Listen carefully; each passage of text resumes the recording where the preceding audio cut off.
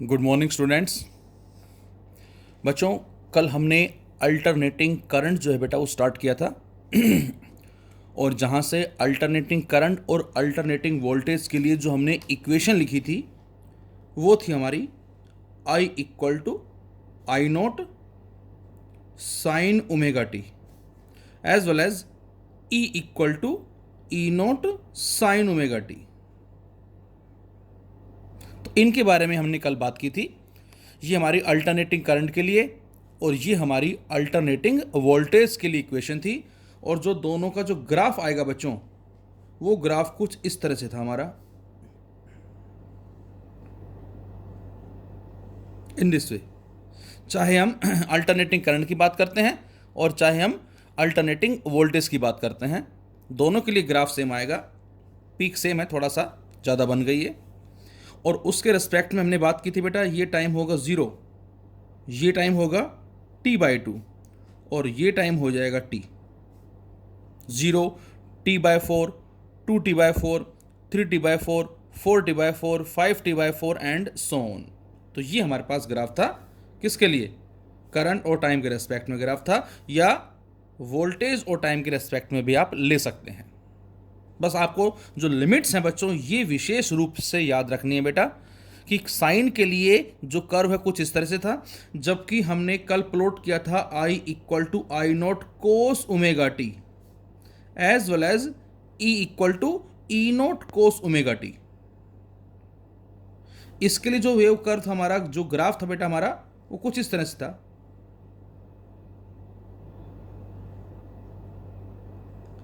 In this way. ये हमारा कितना था? 0। ये कितना था? t/4। This one is 2t/4, this one is 3t/4, this one is 4t/4, this one is 5t/4। तो इसमें आपको साफ नजर आ रहा है बेटा, t/4 से 3t/4 ये हाफ साइकिल कहलाएगी कोस के लिए, और 3t/4 से लेकर 5t/4 जो है बच्चों, ये कहलाएगी हाफ साइकिल कोस के लिए। नो मैटर आप साइन ले रहे हैं या कोस ले रहे हैं, जो आपको लिमिट्स जो है बच्चों वो आपको याद रखनी है, जो आगे हम न्यूमेरिकल्स में यूज करने वाले हैं। तो अब हमारा इस पे बेस जो पहला टॉपिक स्टार्ट होता है बच्चों, उसको हमने नाम दिया है मीन वैल्यू और average value of alternating current या अल्टरनेटिंग वोल्टेज। अब हमें मीन वैल्यू या एवरेज वैल्यू कैलकुलेट करनी है बच्चों, किसके लिए? अल्टरनेटिंग करंट के लिए as well as alternating voltage के लिए। अब जरा ये सोचें बच्चों कि हमने जो आज तक पढ़ा हुआ है मीन के बारे में या एवरेज के बारे में, जब भी हमें मीन फाइंड आउट करना है, जब भी हमें एवरेज फाइंड आउट करना है, तो हम क्या करते हैं? जरा सोचें इसके बारे में आप वीडियो को पॉज करके। तो आपको सबसे सिंपल एग्जांपल मैं याद दिलाता हूं, जो आपने क्लास 11th में यूज किया था बच्चों, मीन स्पीड एवरेज स्पीड, या ये कहें mean velocity average velocity find out करने के लिए। तो वहां पर आपने एवरेज स्पीड को फाइंड आउट किया था टोटल डिस्टेंस अपॉन में टोटल टाइम टेकन।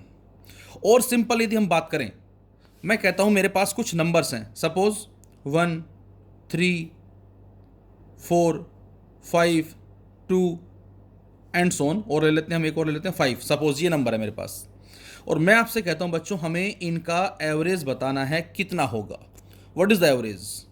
तो आंसर है, हम इन सभी नंबर्स को ऐड कर देते हैं बेटा, 1 2 3 4 5 6, मतलब 1 + 3 + 4 + 5 + 2 + 5, और डिवाइडेड बाय कितने हैं? 1 2 3 4 5 6 से इसको डिवाइड कर दिया।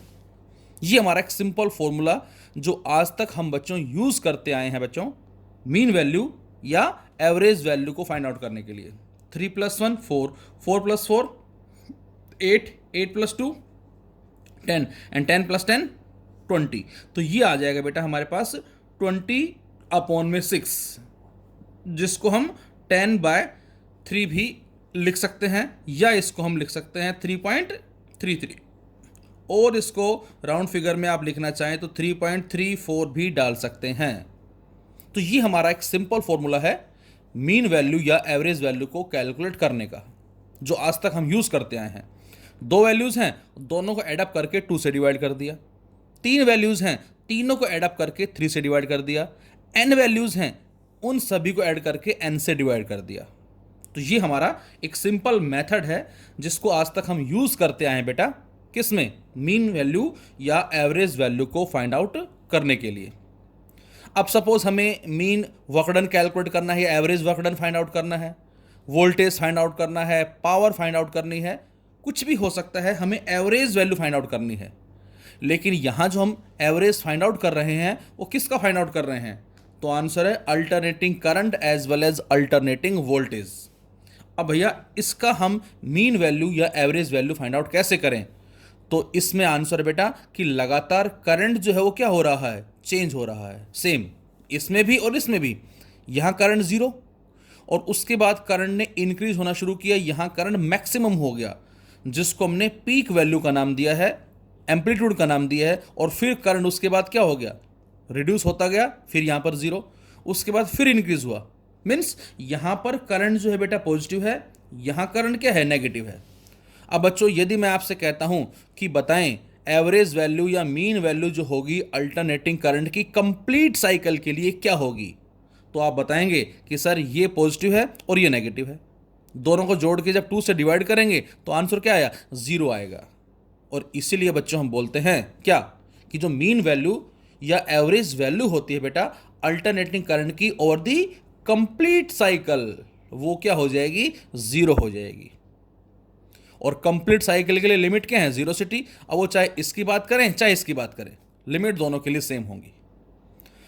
मैं कहता हूं क्या हाफ साइकिल के लिए 0 होगी, तो आंसर होगा नो, 0 नहीं होगी। क्यों, हाफ साइकिल के लिए ये लिमिट कहलाएंगी 0 से t/2। सेम इसमें हाफ साइकिल के लिमिट क्या कहलाएंगे बच्चों, 3t/4 से लेकर 5t/4। ये थोड़ा सा आपको विशेष याद रखना है। यदि आप क्वेश्चन में कोस लेके कर रहे हैं बेटा, तो हाफ साइकिल की जो लिमिट लगाएंगे पॉजिटिव के लिए 3t/4 से 5t/4 लगाएंगे हम, और नेगेटिव के लिए नजर आ रहा है t/4 से 3t/4। लेकिन हाँ, कंप्लीट के लिए यहां भी आंसर क्या होगा, 0 होगा। कल पूछा था नितिन ने कि सर कंप्लीट के लिए कोस में आंसर क्या होगा, तो बेटा आंसर यहां भी हमें 0 ही मिलेगा। कैसे, अभी जरा बात करते हैं इसके बारे में हम। तो अब हमें फाइंड आउट करना है। अच्छा, इसकी जगह सपोज हमें कोई एक फंक्शन दे रखा हो, सपोज लाइक कोई हमें, मैं कह सकता हूं इस तरह से कोई फंक्शन दे दिया आपको, ये आपको दे दिया सपोज इन दिस वे, और मैंने मान लिया ये सपोज y एक्सिस है बेटा और ये सपोज x एक्सिस है। अब हमें इसका फाइंड आउट करना है मीन या एवरेज। अब यहां तो हमने डायरेक्टली एल्जेब्रिकली ऐड कर दिया, लेकिन अब यहां पर एल्जेब्रिकली ऐड कैसे करें, तो बच्चों इस कॉन्सेप्ट में अब हमने जो हेल्प ली वो हेल्प ली मैथमेटिक्स की। हमने जो हेल्प ली यहां पर वो मैथमेटिक्स की हेल्प ली है। और मैथमेटिक्स की हेल्प लेने के लिए हम क्या करते हैं बच्चों, हम इसको एक स्मॉल स्ट्रिप रीजन में फॉर्म्ड कर लेते हैं कुछ इस तरह से। ये हमने मान लिया। अच्छा, ये वैल्यू कितनी कहलाएगी, सपोज इसको मैं मान लेता हूं कोई भी फंक्शन है, लाइक उसको आप fx बोल सकते हैं या इसको y बोल सकते हैं, जो भी आपको ठीक लगे। अच्छा, ये वैल्यू कितनी होगी, दिस वन, इसको बोलेंगे स्मॉल dx, मतलब x में स्मॉल वैल्यू है जिसको मैं dx का नाम दे सकता हूं, या इसको आप y लिखना चाहें तो y लिख सकते हैं, जो भी वैल्यू है यहां पर वट। तो बेटा ये हमारा fx dx आ गया, ये इस रीजन का सम आ गया। लेकिन हमें तो पूरे का निकालना है। अब पूरे का निकालने के लिए क्या कर दें बच्चों, इसको इंटीग्रेट कर देंगे हम। और जैसे ही इसको हमने इंटीग्रेट किया तो ये जो वैल्यू आई बेटा, ये हमारी क्या वैल्यू आ गई, ये इसकी वैल्यू आ गई, ये सम आ गया। बोलो, सम आ गया। और कहाँ से कहाँ के लिए है, सपोज हमें यहाँ से यहाँ, तो इसको मैं x1 मान लूँ, इसको x2 मान लूँ, तो यहाँ x1 से x2, ये हमने इस रीजन का सम जो है फाइंड आउट कर लिया और इंटीग्रेट कर दिया। इसका मतलब क्या है, हमें लिमिट जो है वो यहां से यहां तक लेनी है। ये तो हो गया ये वाला पोर्शन। अपॉन में 6 जो हमने लिखा था, ये इस यहां 6 की जगह हम क्या लिखेंगे, इसकी जो रेंज है वो कितनी है, और इस रेंज को बच्चों हम लिख सकते हैं x2 माइनस x1, कुछ इस तरह से इसको लिखा जा सकता है। ये तो बात इस सिंपल फंक्शन की है, केवल समझाने के लिए हम कह सकते हैं। जैसे यहां पर बेटा हमने इन सभी को एल्जेब्रिकली ऐड करके इस n से डिवाइड कर दिया था, सेम उसी तरह से इसको ऐड करने का जो हमारा मेथड है मैथमेटिक्स में, वो हमारा इंटीग्रेशन मेथड है, तो ये तो हो गया सम, और अपॉन में जो नंबर था यहां वो यहां डिनोट कर रहा है, इस पर्टिकुलर रेंज को डिनोट कर रहा है। अब मैं आपसे कहता हूं मुझे इसका नहीं, हमें तो इसका निकालना है। अब इसका निकालने के लिए सबसे पहले क्या करेंगे, सबसे पहले इस फंक्शन की जगह हम क्या लिखेंगे, इस फंक्शन की जगह हम लिखेंगे इस करंट की वैल्यू। मतलब इसी सेम कॉन्सेप्ट को मैं लिखना चाह रहा हूं कि हमें करंट की एवरेज वैल्यू फाइंड आउट करनी है, या हमें करंट की मीन वैल्यू फाइंड आउट करनी है कंप्लीट साइकिल के लिए। ये हम फाइंड आउट करना चाह रहे हैं बेटा, किसके लिए, कंप्लीट साइकिल के लिए।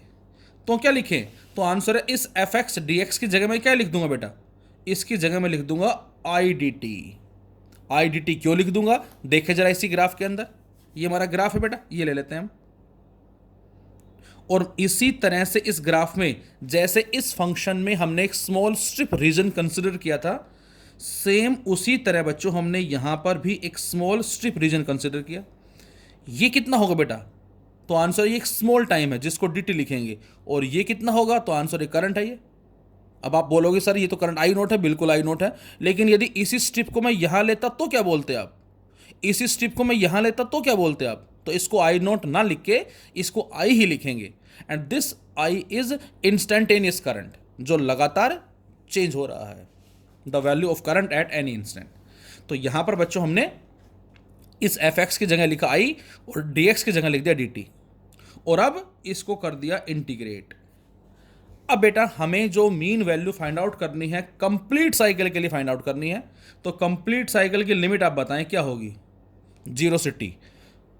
ये तो हो गया दिस वन सम, अपॉन में रेंज, रेंज के लिए क्या लिखूं मैं, t माइनस 0, तो ये आ जाएगी बच्चों, इसकी रेंज आ जाएगी। तो ये हमारे पास हो गया सम और ये इसकी हो गई रेंज।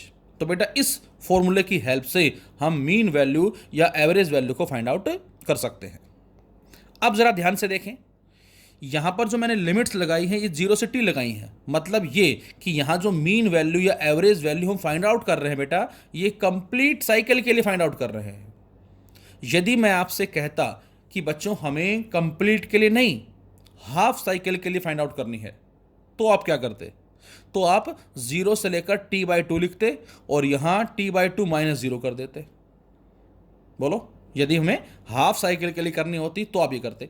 अच्छा, यदि हमें 0 से t/4 के लिए करनी होती तो क्या होता, 0 से t/4 का मतलब क्या है, ये 0 है, ये t/2 है, ये होता t/4। तो बेटा इन दो पॉइंट्स के रेस्पेक्ट में हम निकाल लेते मीन वैल्यू को। उसके लिए क्या करना होता, केवल उसके लिए 0 से t/4 और t/4 माइनस 0 करना होता। हाफ की भी हाफ साइकिल है वो। What ever be the value, what ever be the concept, what ever be the question, किसी तरह का क्वेश्चन हो, जब भी हमें मीन वैल्यू या एवरेज वैल्यू फाइंड आउट करनी है बच्चों, तो उस केस में हमें बस इन लिमिट्स का ही ध्यान रखना है कि हमें किस से किस तक की फाइंड आउट करनी है। अब इसको अब आप सोल्व कर लेंगे, वो हमारा फाइनल आंसर आ जाएगा। बुक में थोड़ा अलग मेथड से गिवन है, वो भी मैं आपको बताऊंगा जस्ट अभी, लेकिन कॉन्सेप्ट सभी का सेम है, आंसर सभी से सेम मिलते हैं। अब यदि बच्चों अल्टरनेटिंग करंट की जगह हमारे पास डायरेक्ट करंट होता तो आपका आंसर क्या होता बेटा, तो आंसर है कि सर डायरेक्ट करंट का जो ग्राफ है कुछ इस तरह से, इसमें सारी साइकिल्स ही पॉजिटिव हैं। अब इसका मतलब ये नहीं है कि करंट कांस्टेंट है, करंट चेंज हो रहा है यहां भी, लेकिन वो यूनिडायरेक्शनल है, सेम डायरेक्शन है, वो डायरेक्शन चेंज नहीं हो रही। हाँ, इसकी जगह मैं यदि इस तरह से दिखाता हूं आपको स्ट्रेट लाइन, तो यहां पर हम बोलेंगे स्टेडी करंट, लेकिन यहां पर करंट जो बेटा वो इंक्रीज हुआ, फिर डिक्रीज हुआ, फिर इंक्रीज हुआ, फिर डिक्रीज हुआ। इसके बारे में भी हम बात करेंगे सेमीकंडक्टर कॉन्सेप्ट के अंदर, जो हमारी यूनिट 9th आएगी सेमीकंडक्टर डिवाइसेस, वहां हम इसके बारे में अच्छे से बात करेंगे कंप्लीट। तो यहां से बेटा ये आ गया, ये हमारा डीसी के लिए है, लेकिन ये हमारा किसके लिए आएगा, एसी के लिए आएगा। अब जरा ये बताएं मुझे, आप ध्यान से देखें, ये बताएं कि यदि हम करंट को और टाइम को मल्टीप्लाई करते हैं तो उससे हमें जो फैक्टर मिलता है वो क्या मिलता है। आपको ध्यान होगा, आपने पढ़ा है क्या, करंट जो है I which is equal to D Q by D T, so D Q is equal to I D T. इसके बारे में हमने करंट इलेक्ट्रिसिटी में स्टडी भी किया था बेटा, कि जब भी कभी बच्चों हमें क्यू टी और आई टी में रिलेशन फाइंड आउट करना है, किस तरह से, यदि हमें चार्ज में और टाइम में इक्वेशन दे रखी है, करंट पूछा है, तो बच्चों हमें मालूम है कि उसको हमने डिफरेंशिएट किया है। बोलो, जब भी कभी हमें करंट टाइम इक्वेशन दे के चार्ज पूछा है तो उसको हम क्या करते हैं, इंटीग्रेट करते हैं। जब भी हमें क्यूटी इक्वेशन दे के करंट पूछता है बेटा तो हमने उसको डिफरेंशिएट किया है, और जब भी कभी आईटी इक्वेशन दे के चार्ज पूछता है तो उसको हमने इंटीग्रेट किया है। Point to be noted. अब आप खुद बताएं, यहां हम आईटी करंट टाइम और उसको इंटीग्रेट कर रहे हैं। जब करंट टाइम रिलेशन को इंटीग्रेट करते हैं बच्चों तो हमें क्या मिलता है बेटा, तो हमें मिलता है चार्ज। तो बुक में जो आप पढ़ेंगे वो क्या पढ़ेंगे, बुक में आप स्टडी करेंगे इस तरह से, द मीन वैल्यू और average value of alternating current over the half cycle, half की बात करें हम, is defined as that value of steady current, that value of steady current which would send the same amount of charge through a circuit in the time, जो कि half cycle हमने मानी है 0 से t/2, as is sent by AC through the same circuit in the same time। मतलब हम ये चाह रहे हैं क्या, कि हमारे पास किसी भी सर्किट में जितने टाइम में कोई डीसी सोर्स चार्ज को ट्रांसफर कर रहा है उतने ही टाइम में एसी जो है वो भी उसी चार्ज को ट्रांसफर कर दे। फिर से मैं रिपीट करता हूं स्टेटमेंट, ध्यान सुने। द मीन वैल्यू और average value of alternating current over the half cycle is defined as that value of steady current which would send the same amount of charge through a circuit in the time half cycle 0 से t/2 as is sent by AC through the same circuit in the same time. मतलब हम DC के अंदर तो direct area under the curve find out कर लेंगे। मैं आपसे कहता हूं इसका एरिया बताएं क्या होगा, तो आप फटाक से निकाल देंगे। लेकिन यदि एसी की बात की जाए, अल्टरनेटिंग करंट की बात की जाए, जो हमारा ग्राफ कुछ इस तरह से है, इसमें यदि मुझे एरिया अंडर द कर्व निकालना हो तो हम कैसे निकालेंगे, तो हम इसमें एक स्मॉल स्ट्रिप पोर्शन कंसीडर करेंगे।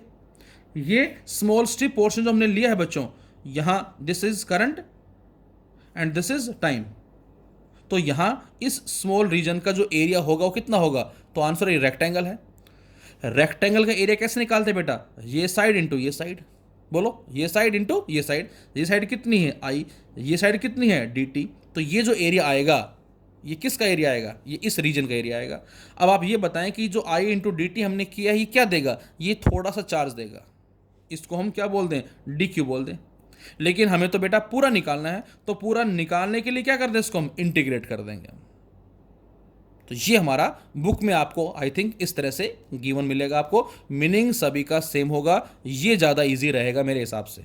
बाकी आपकी चॉइस है, जैसा भी आप करना चाहें कर सकते हैं। तो जब भी हमें चार्ज की वैल्यू फाइंड आउट करनी है बेटा, तो डीसी में तो हम डायरेक्ट फाइंड आउट कर लेते हैं, लेकिन एसी में लगातार इस तरह से चेंजेस आ रहे हैं, तो उसके लिए हमें चार्ज यदि निकालना है तो हम एक स्मॉल स्ट्रिप रीजन कंसिडर करते हैं, उसका एरिया निकालेंगे आईडीटी, क्योंकि आईडीटी क्या देगा, करंट और स्मॉल टाइम का जो मल्टीप्लिकेशन है ये स्मॉल चार्ज देगा।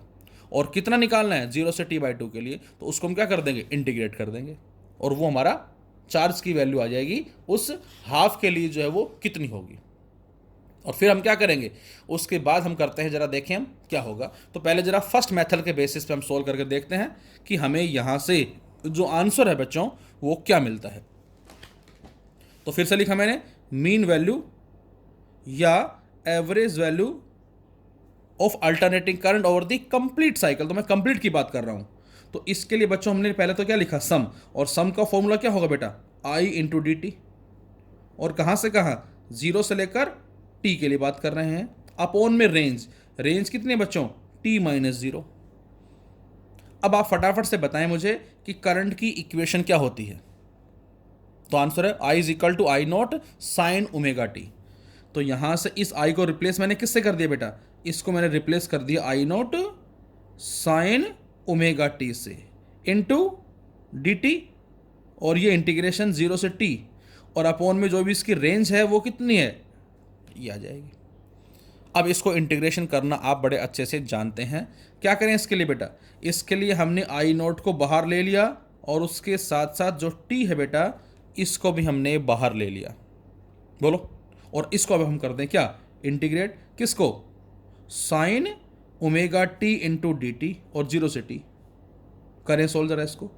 तो बेटा ये आ जाएगा आई नोट बाय टी। अब साइन ओमेगा टी का जब हम इंटीग्रेट करते हैं तो आता है माइनस, ये माइनस आ गया, इनटू में कोस ओमेगा टी, और साथ में क्या आएगा बच्चों, इस टी का जो कोफिशिएंट है वो डिवाइड होगा, ओमेगा नीचे आ जाएगा। और अब लिमिट लगा दें 0 से T, and upper limit minus lower limit.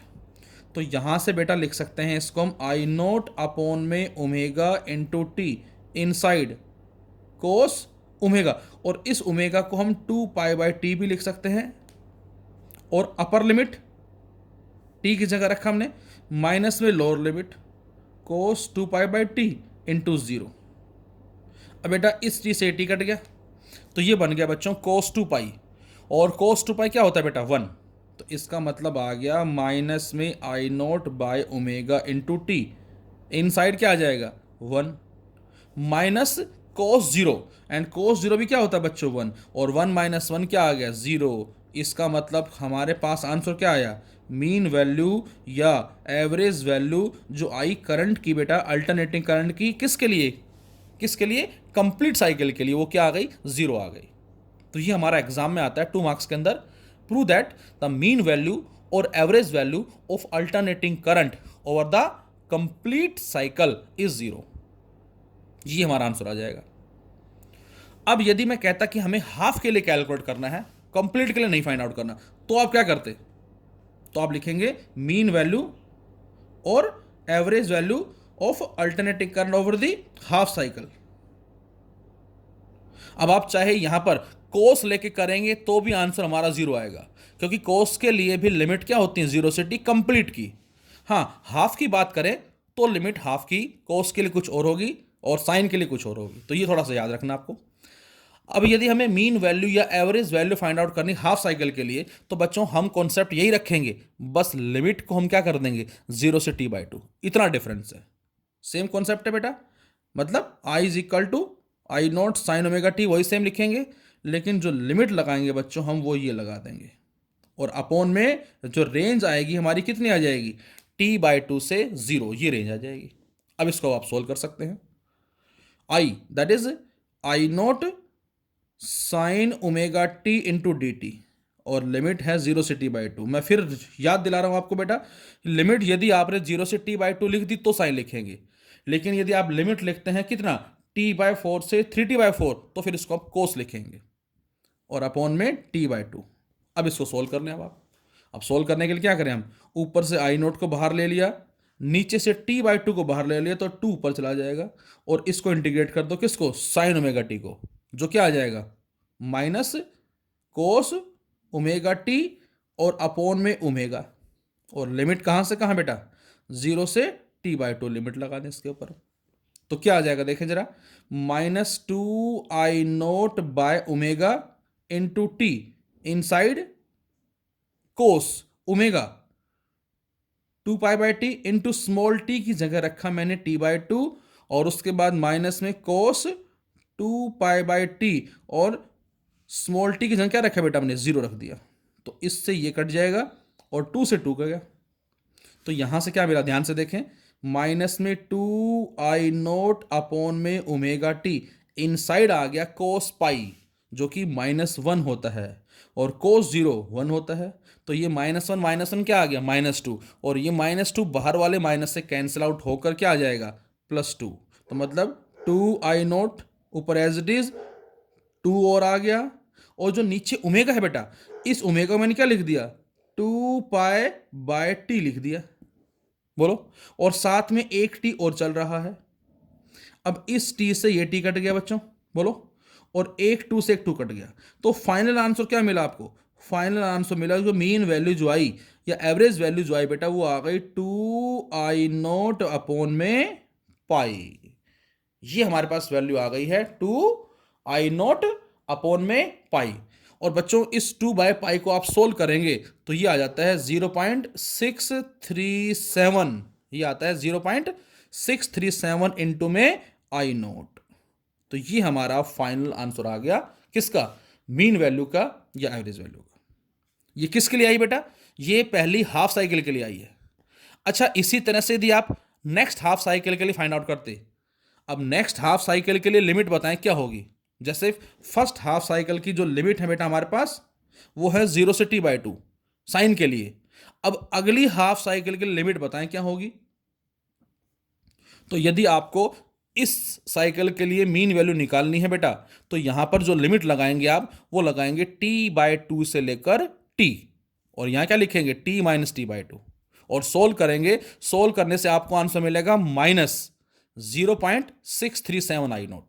यदि आप नेक्स्ट हाफ साइकिल के लिए फाइंड आउट करेंगे t/2 से, क्योंकि हमने ये 0 से t/2 के लिए फाइंड आउट किया है, ये आंसर आया इसका। लेकिन यदि आप फाइंड आउट करते t/2 से t के लिए, तो आपका आंसर कितना आता? -0.637 इंटू I0। ये आता अगली हाफ के लिए, ये फर्स्ट हाफ के लिए। और जब दोनों का एवरेज निकालेंगे हम, दोनों को एडअप करके 2 से डिवाइड करेंगे हम, तो आंसर क्या आ जाएगा बेटा? 0 आ जाएगा, जो यहां हमने दिखाई दिया। देखो, इसको अलग अलग करके एडअप करोगे तो 0 आएगा, या डायरेक्ट कर दोगे तो 0 आएगा। जैसा भी आपको ईजी लगे। तो एग्जाम में 2 मार्क्स में आता है, आप डायरेक्ट इसको ही यूज करें, मैं तो आपको यही सजेस्ट करूंगा। ये थोड़ा लेंथी पड़ेगा, 2 अलग अलग पार्ट्स में करना। डायरेक्ट इसको यूज करें। और ये हमारी मीन वैल्यू या जो एवरेज वैल्यू आई बेटा, किसके लिए? कंप्लीट साइकिल के लिए, वो क्या आएगी? 0। इसी तरह से हम वोल्टेज का भी सीखेंगे, सेम इसी तरह से कॉन्सेप्ट है उसका भी।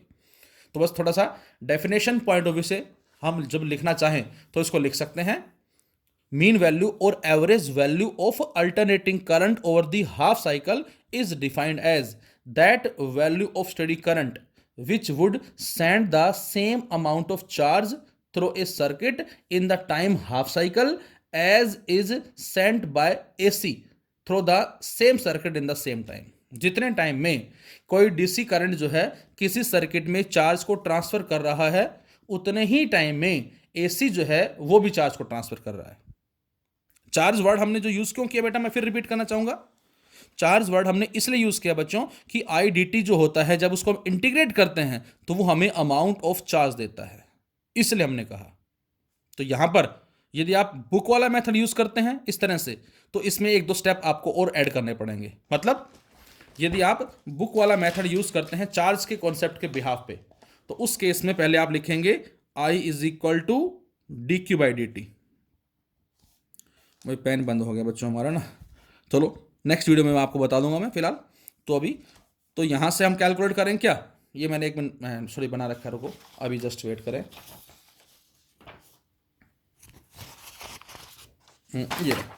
ये लिखा हुआ है पहले आपके लिए, ये आप देख सकते हैं dq/dt = I, then dq = IDT, और आपने इसको इंटीग्रेट कर दिया 0 से t/2, तो ये हमारा चार्ज आ गया। कितना चार्ज आ गया? 2I0/ω आ जाएगा। इसको हमने नाम दिया इक्वेशन सेकंड का। उसके बाद हमने लिखा if IM represents the mean और एवरेज वैल्यू ऑफ AC और द हाफ साइकिल। तो चार्ज बराबर किसके होता है? Current into time. करंट को क्या लिखा हमने? IM। टाइम को हाफ साइकिल के लिए क्या लिखा बेटा? t/2। और अब चार्ज में इक्वेशन एक ये है और एक ये है, दोनों को आप कंपेयर कर लें। और जब दोनों कंपेयर करेंगे बच्चों, तो अब आप खुद बताएं हाफ साइकिल के लिए मीन वैल्यू क्या आई? 2I0/π। और अभी अभी जो मैंने बताया आपको, हाफ साइकिल के लिए जो वैल्यू आई कितनी आएगी? 2I0/π। कॉन्सेप्ट सेम आना है, रिजल्ट सेम आना है। तो यहां से मैंने ये दिखाया आपको इसमें कि हाफ साइकिल के लिए वैल्यू कितनी आ गई? 2I0/π, जिसको सोल्व करने से 0.637 I0 मिलता है। और नेक्स्ट हाफ साइकिल के लिए वैल्यू क्या आएगी बेटा? -0.637 I0। तो कंप्लीट साइकिल के लिए क्या आ जाएगी? 0 आ जाएगी। तो बजाय इस तरह से करने के आप क्या करें, आप डायरेक्ट जो लिमिट्स लगाएं वो 0 से t लगा देंगे, तो वो हमारी, और रेंज t - 0 लगा देंगे, तो ये आ जाएगी मीन वैल्यू या एवरेज वैल्यू कंप्लीट साइकिल के लिए। और यदि आप 0 से t/2 लिमिट लगा देंगे एंड t/2 - 0 रेंज लिख देंगे, तो ये जो मीन वैल्यू या एवरेज वैल्यू आएगी बच्चों हमारी, ये किसके लिए आ जाएगी बेटा? ये हाफ साइकिल के लिए आ जाएगी। तो एग्जाम में दोनों ही आते हैं। हाफ साइकिल के लिए कहे तो हम इसको लिमिट जो लगा देंगे 0 से t/2 और रेंज t/2 - 0, आंसर आ जाएगा ये हमारा। और कंप्लीट साइकिल के लिए कहता है तो डायरेक्ट हम 0 से t लिमिट लगा देंगे और रेंज t - 0 लिख देंगे बच्चों, तो आंसर क्या आ जाएगा हमारा? That is 0। और सेम इसी तरह से हम मीन वैल्यू या एवरेज वैल्यू बात करेंगे किसकी, अल्टरनेटिंग वोल्टेज के लिए, और वहां से भी हमें आंसर क्या मिलेगा बेटा, आंसर मिलेगा हमें क्या, दैट इज कंप्लीट साइकिल के लिए 0। Thank you.